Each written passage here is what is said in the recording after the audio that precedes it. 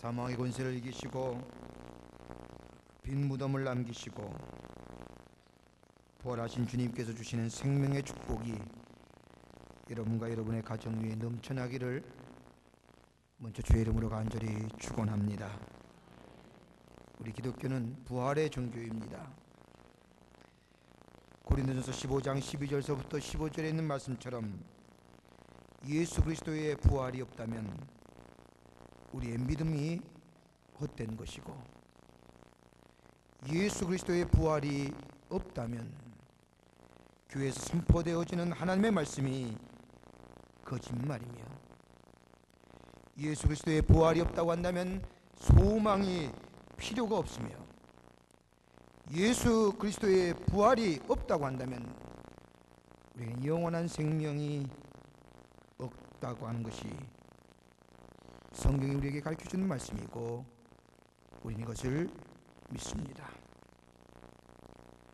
그러기에 예수 그리스도의 부활의 사건은 역사적인 사건입니다. 신화가 아닙니다. 추리 소설도 아닙니다. 성경 말씀에 입주된 역사적인 사실이며 하나님의 섭리 가운데 성취된 약속의 사건입니다. 불교의 창시자인 석가모니의 무덤은 인도의 눅스 해안에 있습니다. 공자의 무덤은 중국의 장평양이라고 하는 곳에 있습니다. 이슬람의 마호메트의 무덤은 사우디아라비아의 메카라는 곳에 있습니다.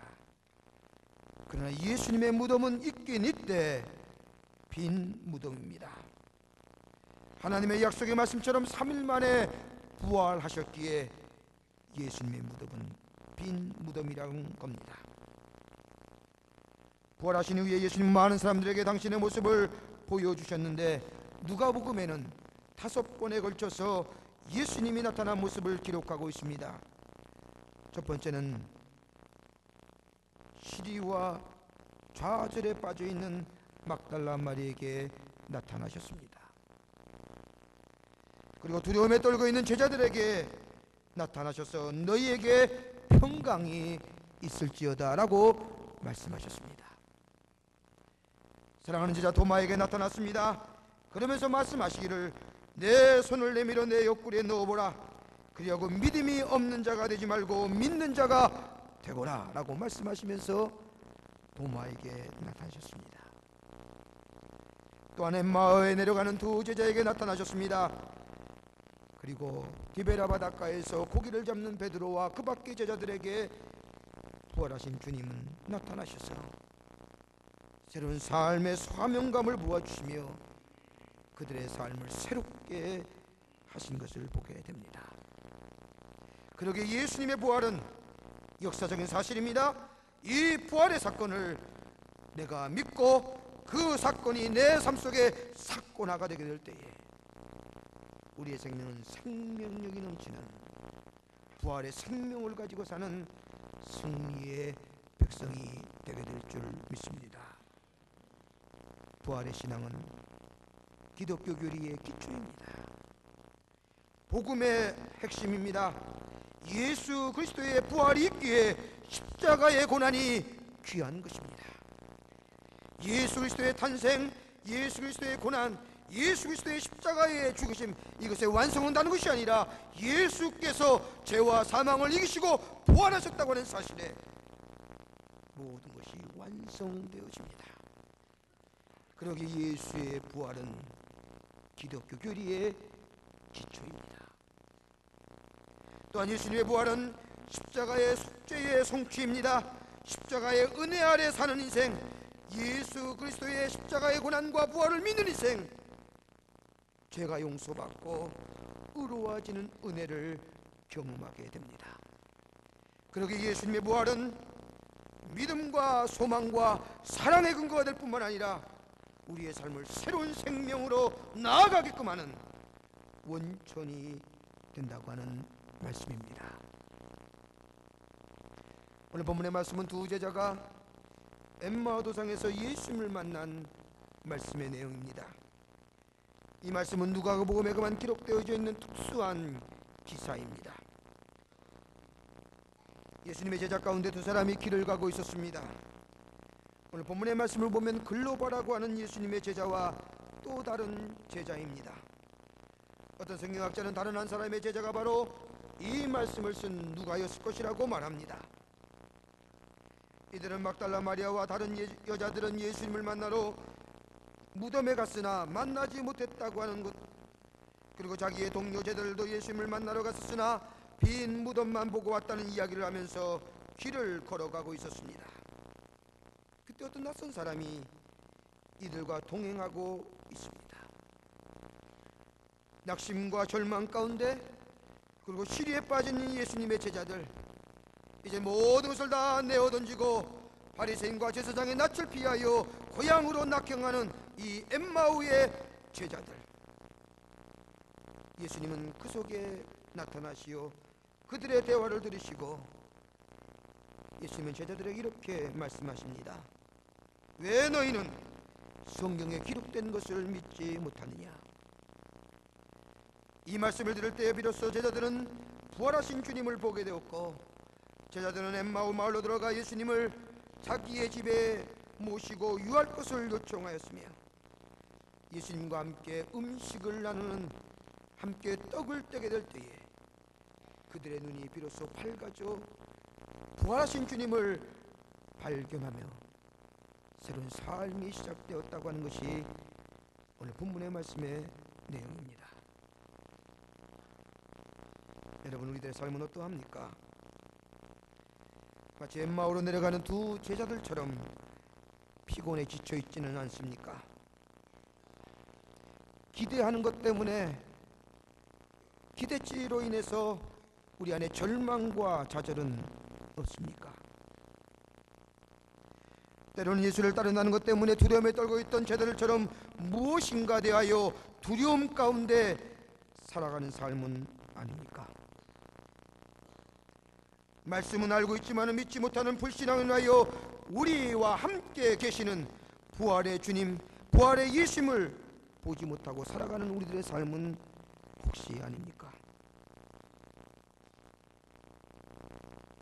예수님은 부활하시어 지금 우리와 함께 하시어 우리에게 새로운 소망과 용기를 허락하실 뿐만 아니라 새로운 삶의 지키병으로 나아가끔 하는 원동력이 되어 주십니다. 오늘 부활 아침에 본문의 말씀을 통하여 어떻게 제자들이 예수님을 만났고 그의 생애가 어떻게 변화되었는가, 오늘 이 아침에 부활의 주님을 만나는 여러분과 저와 되기를 원하며 본문의 말씀을 중심으로 몇 가지 나누어 영적인 은혜를 살펴보고자 합니다. 첫째는 주님께서 찾아와 우리의 마음을 열어주실 때에 우리는 부활의 주님을 만날 수 있습니다.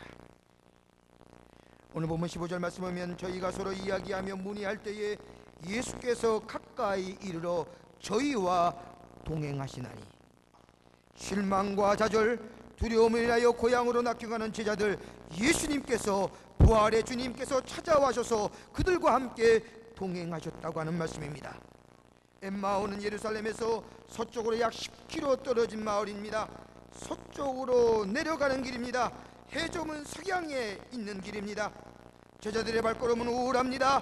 무겁습니다. 피곤합니다. 그런데 예수님은 이러한 제자들에게 찾아와 주셔서 너희가 길 가면서 서로 주고받고 하는 이야기가 무엇이냐고 묻습니다. 너희의 문제가 무엇이냐라고 묻습니다. 그저 글로벌하고 하는 제자가 말합니다. 보자하니 당신은 예루살렘에서 오는 모양인데 예루살렘에서 일어난 일을 모른다 말이오. 그러면서 예루살렘에 있었던 일들을 설명합니다. 나사렛 예수께 우리는 큰 기대를 걸고 있었습니다. 그건 이스라엘을 구원해줄 메시아로 왔습니다. 그런데 우리의 기대를 저버렸습니다. 예수는 힘없이 죽고 말았습니다. 그런데 예수께서 살아나셨다는 이야기를 듣긴 들었습니다.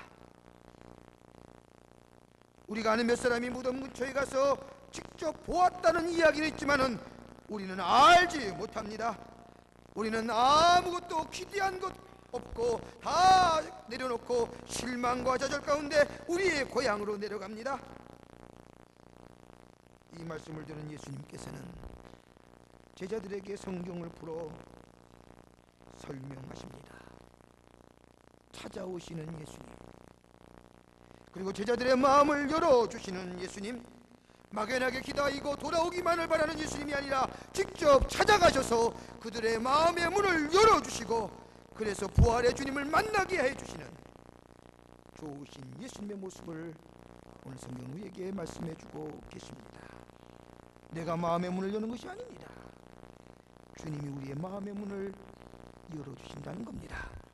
성령의 역사를 통하여 절망과 좌절과 막연한 기대감과 고정관념 속에 닫혔던 우리의 마음, 예수가 찾아와 주셔서 성령의 역사를 통하여 우리의 마음의 문을 열어주실 때에 우리의 절망과 좌절과 막연한 기대감과 고정관념은 내려놓고 부활의 주님을 만나 새로운 삶으로 살아가는 하나님의 백성이 된다고 하는 말씀입니다. 오늘 누가복음 25장의 말씀을 보면 연다, 열린다는 말이 3번이나 등장합니다. 이 연다는 말은 헬라어로 디아노이고인데 3가지 다르게 번역하여 쓰고 있음을 보게 됩니다. 31절의 말씀을 보면 눈이 밝아져 디아노이고라고 쓰입니다. 눈이 밝아졌다고 하는 것은 눈이 열렸다고 하는 겁니다. 신체적인 눈이 띄었다고 하는 겁니다. 32절에도 성경을 풀어라고 하는 말이 있습니다. 이 푼다는 말도 디아노이고라고 쓰입니다. 이 말은 성경이 펼쳐져 열렸다고 하는 겁니다. 말씀이 우리에게 임했다고 하는 말입니다. 45절 말씀을 보면 마음에 열어, 마음을 연다고 하는 말이 있습니다. 디아노이고입니다. 이 또한 닫혔던 마음이 열렸다고 하는 말입니다. 31절과 32절과 45절에 쓰였던 이 열으라고 하는 말은 표현을 종합해 보면 내가 여는 것이 아니라 하나님께서 여신다는 겁니다. 우리가 연다고 해서 열려지는 것이 아니라 하나님께서 우리의 신체적인 눈, 우리의 정신의 눈, 우리의 영적인 눈을 열어주실 때에 우리는 비로소 부활의 주님을 만날 수 있고 부활의 주님을 볼 수 있으며 우리의 삶 속에 새로운 소망을 얻는 승리의 삶으로 살아가게 한다고 하는 말씀입니다. 그러기 우리에겐 주도권이 없습니다. 하나님이 주도하십니다. 우리의 눈을 열어주시는 이도 하나님이요, 우리의 마음의 문을 열어주시는 이도 하나님이요, 우리의 성경도 열어주시는 분이 하나님이십니다. 우리 안에 찾아오셔서 우리의 마음의 문을 두드리신 주님, 우리가 가졌던 고정관념과 막연한 기대감과 불안과 좌절과 두려움을 인하여 우리의 다쳤던 마음, 그것을 주님의 십자가 앞에 내려놓는 성령의 역사를 통하여 우리의 마음에 그 닫혔던 문을 내려놓고 열려지게 될 때에 우리 비로소 주님의 모습을 보게 되고 부활의 주님을 영접하며 우리의 삶 속에 새로운 생명을 얻는 하나님의 백성이 되게 될 줄 믿습니다. 두 번째는 성경이 우리의 마음의 문을 열어 부활의 주님을 만나게 하십니다. 오늘 시 27절의 말씀을 보면 이렇게 기록하고 있습니다. 이에 모세와 및 모든 선지자의 글로 시작하여 모든 성경에 쓴 바 자기에 관한 것을 자세히 설명하십니다. 부활하신 주님께서 제자들에게 찾아오셔서 구약 성서에 예언하고 있는 메시아는 누구이며 하나님의 사랑이 누구며 하나님의 아들 예수 그리스도를 이 땅에 보내신 하나님의 뜻과 목적이 무엇인가에 관하여 설명하셨다고 하는 겁니다. 이 예수님의 말씀을 들은 제자들은 32절에 와서 이렇게 고백합니다. 저희가 서로 말하되 길에서 우리에게 말씀하시고 우리에게 성경을 풀어주실 때에 우리 속에서 마음이 뜨겁지 아니하더냐. 깨닫고 알고 그리고 뜨거워졌다는 이야기가 아닙니다. 모든 상황을 파악한 다음에 마음이 뜨거워진 것이 아닙니다. 뜨거움이 먼저입니다. 그 다음에 깨달음입니다. 체험이 먼저였다고 하는 사실입니다. 하나님의 말씀을 읽고 들을 때에 체험의 역사가 우리 가운데 임합니다. 그 성경이 우리의 마음의 문을 열어서 부활의 주님을 만나게 하신다고 하는 말씀입니다. 성경을 읽을 때에 고난과 메시아 부활하신 주님을 만나 우리의 마음속에 뜨거움의 역사가 일어난다고 하는 말씀입니다. 성경을 통하여 그리스도를 만나야 합니다. 성령이 감동하게 될 때에 우리의 마음이 뜨거워질 때에 주님을 만나는 큰 기쁨을 누릴 수 있다고 하는 말씀입니다. 어느 어린아이가 공부를 하고 있는데 그 옆에서 어머니가 성경을 읽습니다. 성경을 읽으시던 어머니가 갑자기 눈물을 흘리는 것이었습니다. 눈물을 흘리실 것을 본 어린아이가 어머니에게 묻습니다. 엄마, 왜 웃습니까?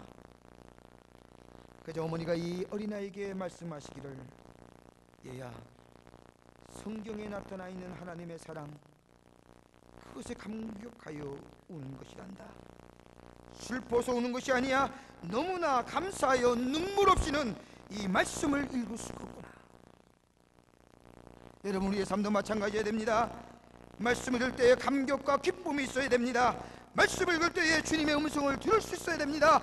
말씀을 읽을 때에 내가 너를 사랑하노라, 내가 너의 죄를 사했노라, 내가 너를 위하여 십자가를 졌노라, 내가 너희를 위하여 부활하였노라라고 하는 주님의 음성을 듣는 우리가 될 때에 우리의 삶에 부활의 주님을 모시고 사는 온전한 하나님의 백성의 삶이 될 수가 있습니다. 저는 지난 금요일날 우리 교회 권사님 되시는 마옥순 권사님의 장례식을 집례하였습니다.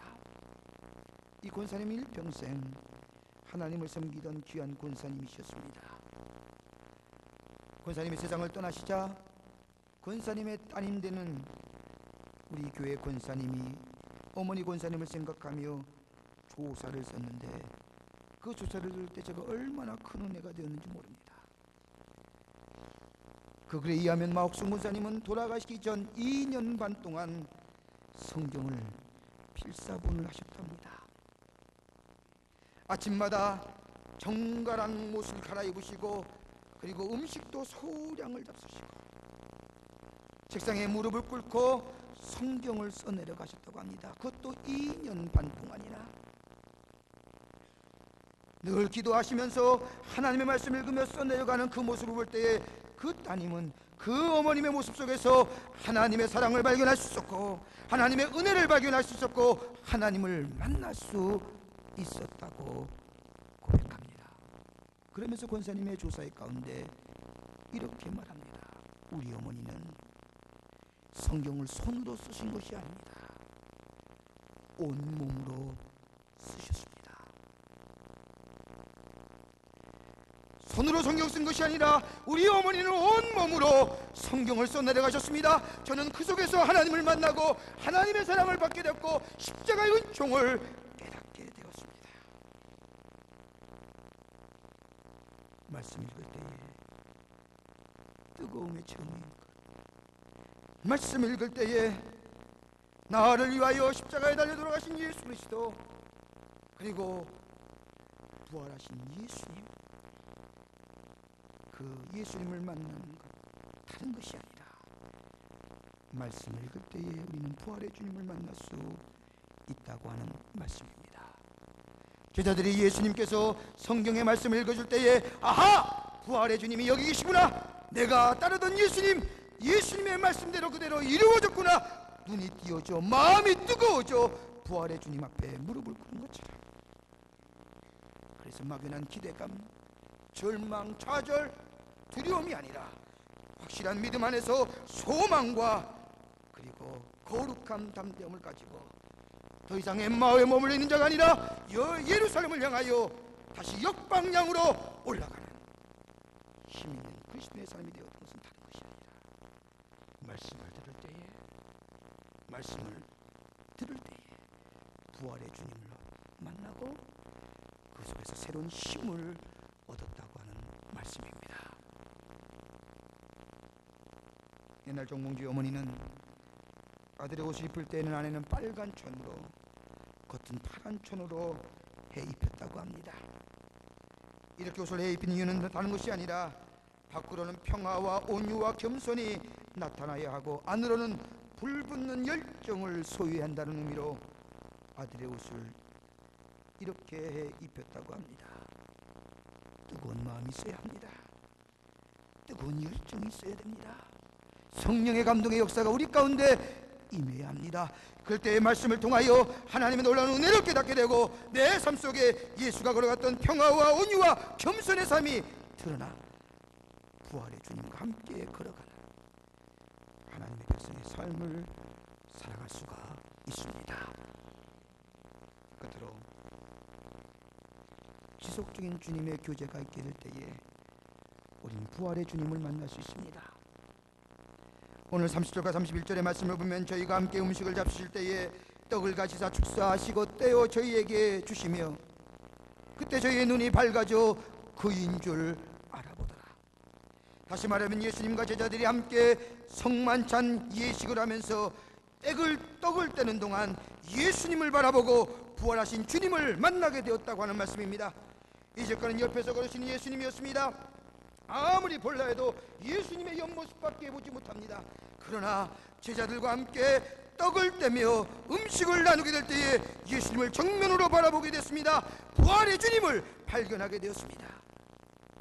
교제함입니다. 함께함입니다. 이런 경험을 재통합 만남의 관계라고 말합니다. 예수 그리스도와 함께 만나고 교제하고 함께함에 있게 될 때에 부활의 주님을 발견하게 되고 그 속에 용기가 생기며 확신이 생기며 불신앙이 변하여 흔들림이 없는 믿음에 서는 하나님의 제자가 되었다고 하는 말씀입니다. 여러분, 오랜만에 가까운 사람을 만나면 안부를 묻습니다. 그 다음에 하시는 말씀이 무엇이라고 말씀합니까? 대체로 같이 한번 식사하실까요? 라고 말씀합니다. 이 말을 할 때는 같이 식사를 하면 이 사람이 나를 어떻게 생각할 것이고 나에게 무슨 이익이 있을 것이라고 생각하면서 같이 식사를 하고자 하시는 분은 아무도 안 계실 겁니다. 만나서 좋으니 함께 보내고 싶은 마음에, 함께 같이 있고 싶은 마음에 같이 식사하자고 요청을 합니다. 그 다음에 마음에 뜨거움이 생깁니다. 상대방에 대하여 친밀감이 생깁니다. 그로 인하여 생각해주고 걱정해주고 더 나아가 무슨 일 있으면 염려해줍니다. 예수님과의 교제도 마찬가지입니다. 주님과 함께 지속되는 교제함, 교통함, 만남의 관계, 이것이 우리 안에 될 때에 우리의 눈이 띄어져 부활의 주님을 발견하게 되고 우리와 함께 동행하심을 발견하고 우리 안에 새로운 믿음의 확신과 거룩함의 담대함을 가지고 살아가는 하나님의 백성의 삶이 된다고 하는 말씀입니다. 사랑하는 여러분, 부활의 주님은 우리 안에 계십니다. 우리와 함께 동행하십니다. 절망과 좌절과 불안과 막연한 기대감과 고정관념을 하여 고향으로 낙향하는 제자들의 삶 속에 나타나시어 저들의 마음의 문을 열어주시고 예수를 보여주시며 예수 부활의 주님이 함께 하심을 그들에게 보여주셨던 주님, 그뿐 아니라 하나님의 말씀을 통하여 부활의 주님을 설명하셨던 그 예수님, 그뿐 아니라 주님과 함께 교제함을 통하여 다시 한번 저들의 마음을 뜨겁게 하셨던 그 주님, 오늘 우리 안에 계십니다. 우리의 마음의 문을 열고 주님을 받아들이고 진리가 되는 이 성경 말씀을 읽고 그리고 주님과 지속적인 교제함이 우리 안에 있게 될 때에 우리는 마음이 뜨거워져 부활의 주님을 만나고 그로 인하여 우리에게 새로운 생명과 새로운 소망과 거룩한 담대함을 가지고 승리하는 하나님의 백성의 삶이 되게 될 줄 믿습니다. 이러한 삶을 살아가시는 여러분들이 되시기를 주님의 이름으로 간절히 축원합니다. 사랑의 주님, 지금도 살아계셔서 우리와 함께 동행하기를 원하시는 그 부활의 주님을 찬양합니다. 주님, 저의 마음에 찾아오셔서 자정하여 주시고 저의 삶을 이끌어 주셔서 절망과 좌절과 두려움의 삶이 아니라 확신과 소망 가운데 거룩한 담대함을 가지고 살아가는 하나님의 백성의 삶으로 주께서 삼아 주시옵소서. 부활의 주님과 교통하기를 원합니다. 성령이여 역사하여 주시옵소서. 도우시는 성령이 우리와 함께 늘 계실 줄 믿사옵고 예수님의 이름으로 간절히 기도하옵나이다. 아멘.